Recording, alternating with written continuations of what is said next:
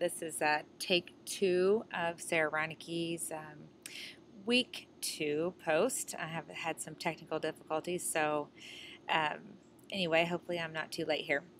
This week we are talking about the objections and the things that you guys hear along the way. And what's so interesting about objections is that it's the same six or seven things that people say. I've done this for 2.5 years, and I actually love objections because I'm ready to handle them. I'm like, bring it, let's do it.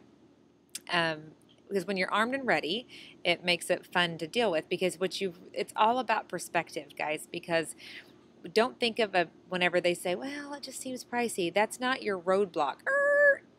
Guess that's never going to happen. No, it's your detour. It's not your roadblock. So that's first and foremost.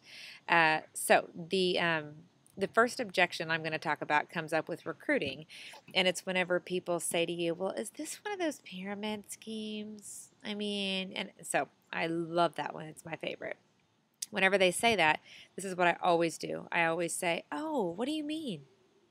And then I stare at them. And they will always say, "Oh, like one of those things where like people are under you and then that you make money off of what they do and, one of those types of things." And I go, "Oh, okay, so kind of like my husband sells liquor, and whenever he sells a whole case full of stuff, then his sales manager makes a cut of that. Is that what you're talking about?"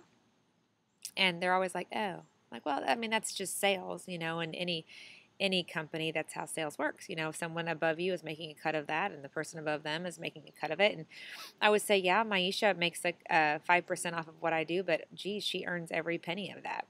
So, and plus pyramid schemes are illegal. And Dr. Rodan and Dr. Fields are still adjunct professors at Stanford. They still have Proactive, and they still have a practice in San Francisco. So why would they risk everything for a pyramid scheme? Pyramid schemes are illegal. So I just kind of make a joke of it, and they realize like, oh, that's kind of silly to even bring up. But they all have, I mean, and you validate their feelings by like, oh, we all have heard nightmare stories, and I'm sure that's what you're thinking about, but this is something completely different. The second objection that I'm going to talk about is I just don't have enough friends. I mean, I'm a stay-at-home mom, and I just don't get out much. So, do you like my imitation of the recruited? When they say that, I say, oh, yes, you do. I mean, how many people did you graduate with? How many Facebook friends do you have? How big is your family? Are you married? Let's talk about your wedding invitations, middle school, elementary school, coworkers, former coworkers. When I'm talking to teachers, I'm like, former parents are awesome PCs. So yes, you do have enough friends, and it's also not about how many friends you have, to be quite honest. I always think about Kendall's numbers when she says she has 600 people on her team, and she only knew 6 of them prior to this business. So that's a really low percentage, like 1%. Um, so it's not about how many friends you have, it's how many people you're willing to talk to. And you have way more than you think you do. And plus, I always like to remind them, we all feel like when we get in our older 30s or middle 30s, whenever we start having kids that are involved in things, we don't have enough time to have those barbecues and those get togethers like we used to when we first got married in our mid 20s. But all those things that are taking us away from barbecues and hanging out with friends, like those ball games, like all those ballpark mamas are going to be your PCs. All those basketball mamas are going to be your PCs. Dance moms, get them. So you're busy, but all those things that you're busy doing include people, and that's what this business is all about. And then the last thing I want to talk to you about is just one little PC objection that we hear a lot. And I just a few minutes ago dealt with this.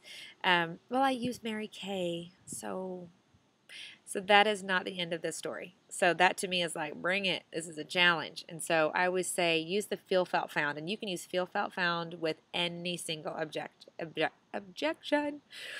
So you're going to say, oh, okay, I think Mary Kay, I love Mary Kay. They have got great eye makeup remover. I've used it for years. Or you might say, I've used to use their eyeshadow. I love the color, blah, blah, blah. Or, gosh, that company's been around forever. That's awesome. Something positive. And then after I say that, I say, well, what's great about Rodan and Fields is we have a sensitive skin regimen. Plus, the anti-age and the sun damage, and we have acne. So we have something for all skin concerns. Plus we have these tools. I don't know if you've heard about our tools.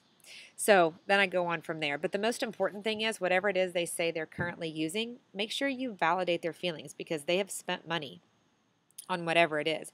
You don't want to say, ew, Mary Kay, why would you ever use that? You just say, oh, Mary Kay, yeah, they're still around. They've been around a long time. Passive aggressive. Anyway, so I hope this is going to help you guys. I've really enjoyed the videos. I'm learning and growing right along with you, and I think the accountability groups have been super fun to watch you guys get together and learn. So go get them this week, guys. Make this week just one scooch better than last week.